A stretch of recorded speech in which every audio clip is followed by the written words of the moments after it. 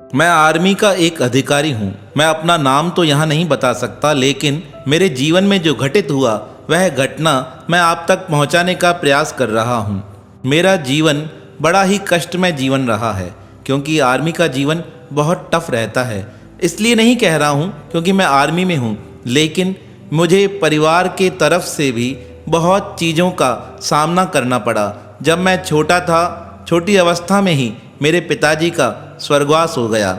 मैं अपनी माताजी के साथ अपने मामा के घर आकर रुका। मामा के घर रहने पर कुछ समय बाद मामा जी का स्वर्गवास हुआ और मैं जब बड़ा हुआ मेरी नौकरी आर्मी में लग गई। आर्मी में नौकरी लगने के बाद मैंने बहुत प्रयास किया कि मैं बहुत अच्छा एक देशभक्त बन सकूं, और मेरे मन की लगन ने मुझे और आगे बढ़ाने का प्रयास भी किया। मुझे जब आर्मी का ओहदा मिला तो मुझे सबसे पहली पोस्टिंग जम्मू कश्मीर की तरफ दी गई। वहाँ बहुत ठंड पड़ती है। जम्मू कश्मीर में काम करते करते मेरे उच्च अधिकारी मुझ पर प्रसन्न हो गए। उन्होंने कहा, अब तुम्हें देश रक्षा के लिए चीनी बॉर्डर की तरफ भेजा जाता है। जब मैं वहाँ पहुँचा, वहाँ के हालात देखकर तो मेरी स्थिति बहुत ख़राब हो गई, क्योंकि वहाँ पर बहुत दिक्कतें थी। आए दिन चीनी सैनिक हमारे ऊपर हमला करते रहते थे, और उस छोटे मोटे हमलों में कभी कभी तो हमारे कुछ लोगों की जानें भी चली जाती थी। बहुत पहाड़ी एरिया था और पहाड़ी एरिया के साथ वहाँ बर्फ़ भी गिरती है। एक दिन हम कुछ अधिकारियों के साथ अपने नित्य के रूटीन के अनुसार पहाड़ की तरफ चक्कर लगाने जा रहे थे। वह 2-3 अधिकारी घोड़ों पर थे और कुछ अधिकारी पैदल चल रहे थे। मुझसे कहा गया, तुम भी इसकी सवारी ले लो और चल सकते हो। मैंने कहा, नहीं, मैं पैदल ही चलने को तैयार हूँ। हम धीरे धीरे आगे जा रहे थे और उस समय हमारे उस स्थान की तरफ एक माता जी का मंदिर होता था। हम जब भी वहाँ से निकलते थे, माँ दुर्गा को प्रणाम करके यही कहते जाते थे, हे माँ दुर्गा, हमारी रक्षा करना। हम पुनः लौटकर शाम को तुम्हारी आरती में शामिल हो जाएंगे। नित्य जितने अधिकारी थे उनका यही कार्य होता था। माँ जगदम्बा को प्रार्थना कर यही कहते थे, माँ शाम के समय हम तुम्हारी आरती में शामिल हो जाएंगे। ऐसा कहने का कारण होता था, पता नहीं ऊपर जाने के बाद कोई हमारे ऊपर हमला कर दे, या अचानक से किसकी गोली हमको लग जाए, या हो सकता है बर्फ़ कट कर नीचे की तरफ बहती आए, हम उसके नीचे दबकर मर जाएं। भविष्य की कोई जानकारी होती नहीं थी। आज भी वैसा ही हमारे साथ होने वाला था। यह तो परमात्मा ही जाने हमारे साथ क्या होगा। हम अपने साथी और अधिकारियों के साथ यात्रा पर जा रहे थे। हम 1 घंटा चले ही थे, तभी मेरे यात्रियों ने कहा, कुछ खाने के लिए लेकर आए हो क्या? निकालो, भूख लगी है। हम थोड़ा बहुत सामान खाने का अपने जेब में रखते हैं। तब मैंने कुछ निकाला, कुछ उन्होंने निकाला। हमने अपने अधिकारियों को दिया। थोड़े अधिकारियों ने खाया, थोड़ा हमने खाया। इस प्रकार हम बातें कर रहे थे। जैसे ही हम बातें कर रहे थे, उसी समय हमारे नज़दीक 2 भालू आ गए। वह इतने खूंखार लग रहे थे, उन्हें देखकर ऐसा लग रहा था वह हम सबको इसी समय मारकर समाप्त कर देंगे। भालुओं को देखकर घोड़े तो बिदक कर पता नहीं जोर से भाग गए। अब हम सब 4-5 जने ही वहाँ बचे थे। वह भालू हमें देखकर बहुत क्रोधित हो रहे थे। हमें तो सिखाया गया था, जब कोई हिंसक जानवर इतना क्रोधित होकर तुम्हारी ओर देखे तब तुम शांत बने रहो, या तो वह चला जाएगा या उस समय तुम्हें प्रयास करना पड़ेगा उसका मुकाबला करने का। हमने मन में ठान लिया, अब अन्य कोई उपाय नहीं है। भागेंगे तो भालू हमसे तेज भाग सकता है, इसलिए मुकाबला करना ही पड़ेगा। यह सोचकर हम वहीं ठहर गए। हमने सोचा अब मुकाबला करेंगे। दोनों तरफ से भालू हमारी तरफ खूंखार आवाज़ें करने लगे। जैसे ही वह हमारी तरफ आकर पहुँचे ही थे, तभी पता नहीं एक वृक्ष गिरा जोर से। इतना जोर से गिरा, उसकी आवाज़ सुनकर लगता है एक भालू तो वहाँ से भाग गया, और पीछे की तरफ जो भालू था वह अभी भी हमें घुर्रा रहा था। हमने देखा ये हमें मार सकता है। हम आपस में एक साथ खड़े हो गए हमने सोचा यह आएगा तो हम गोली चलाकर इसे मार देंगे, पर अगर गोली सही नहीं लगी तो हो सकता है किसी एक पर यह हमला कर सकता है, झपटा मार सकता है। इसलिए पांचों का साथ रहना ही सही है। जब वह हमारे ऊपर मारने के लिए आगे आया तभी हम पांच एक दूसरे से दूर हो गए और वह सीधा पेड़ से आकर धड़ाम से गिरा। उसके मस्तक पर चोट आई। पुनः वह उठा, हमारी ओर देख रहा था, पर अचानक से वह अन्य स्थान पर चला गया। हमारी सांस में सांस आई जब हम पुनः यह दृश्य देखकर नीचे की ओर जाने लगे। हमने सोचा हमारे घोड़े पता नहीं कहाँ चले गए हैं, उन्हें थोड़ा ढूंढा जाए। जैसे ही हम ढूंढ रहे थे और पहाड़ी एरिया होने के कारण, बर्फ़ जमा होने के कारण अचानक से मेरे एक साथी का पैर फिसल गया।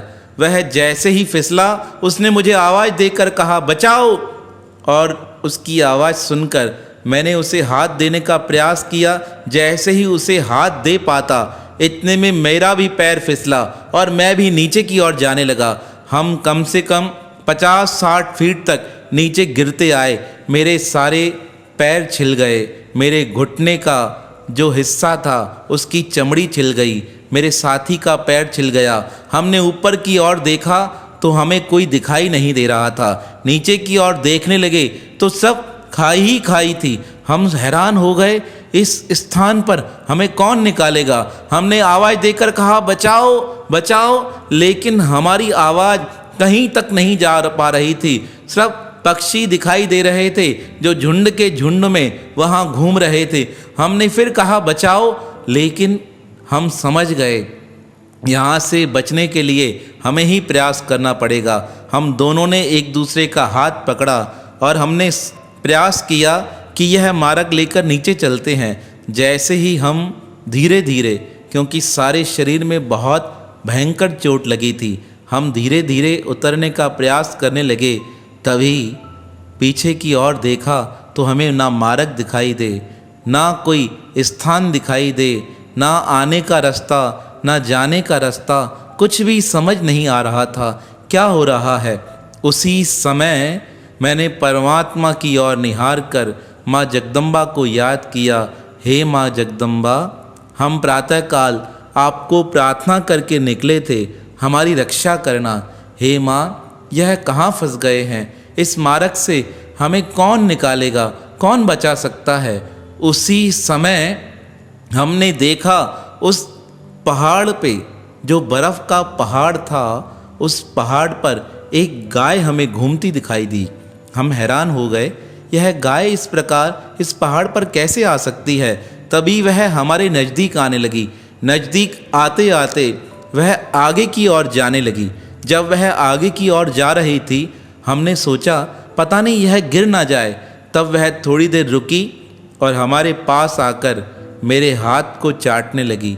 मैं हैरान था, कौन है इस प्रकार एक साधारण सी गाय मेरे हाथ को चाट रही है और पुनः आगे बढ़ गई।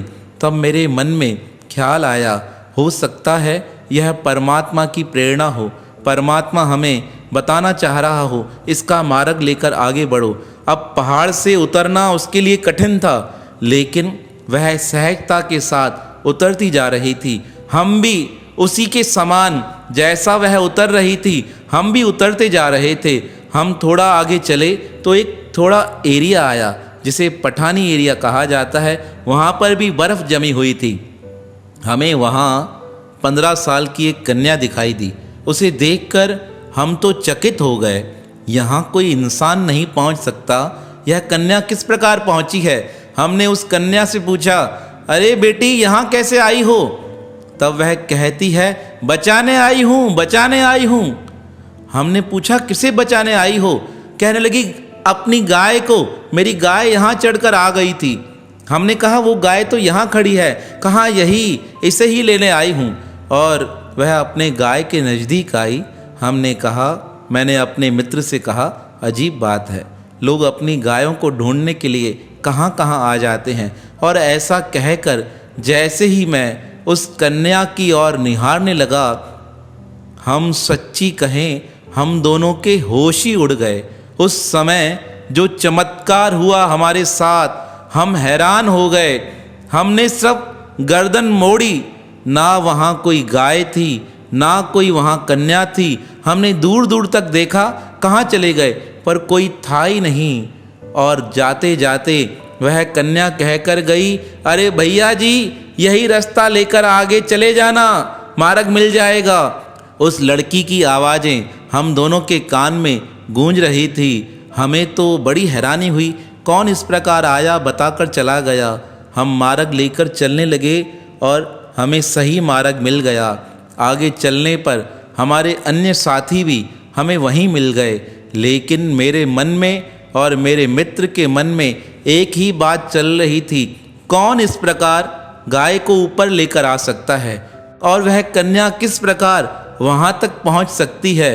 हम अपने जीवन की यह बातें अपने मित्रों को बता रहे थे। तभी एक मित्र ने कहा, अरे तुम पहचान नहीं सके? तुमने माँ दुर्गा को प्रार्थना करते हुए कहा, हे माँ दुर्गा मेरी रक्षा करो। अरे वह साक्षात माँ दुर्गा स्वयं उस कन्या के रूप में तुम्हारी रक्षा करने आई थी। पहले उसने अपनी गाय माता को तुम्हारी रक्षा के लिए भेज दिया, उसके बाद माँ दुर्गा स्वयं कन्या के रूप में तुम्हें मार्ग दिखा कर गई, उसके बाद भी तुम पहचान नहीं पा रहे हो। जब मेरे साथी ने यह बात कही, तब हम दोनों के आँखों से आंसू आने लगे कि हे माँ जगदम्बा, तुम कितनी दयालु हो। अगर आज तुम वहाँ आकर हमारी रक्षा नहीं करती तो हमारा तो नामो निशान ही मिट जाता। आज मेरे मन में यह विचार हुआ, मैं अपने जीवन का यह पावन प्रसंग आप तक भेज सकूं, जिससे कि आप अन्य लोगों तक यह प्रसंग बताकर उनके जीवन में यह बता सकें कि परमात्मा का जो आश्रय लेता है, परमात्मा निरंतर उसके साथ रहता है।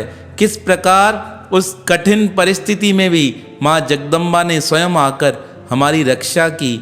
ऐसी माँ जगदम्बा के पावन श्री चरणों में हमारा बारंबार प्रणाम है, प्रणाम है, प्रणाम है।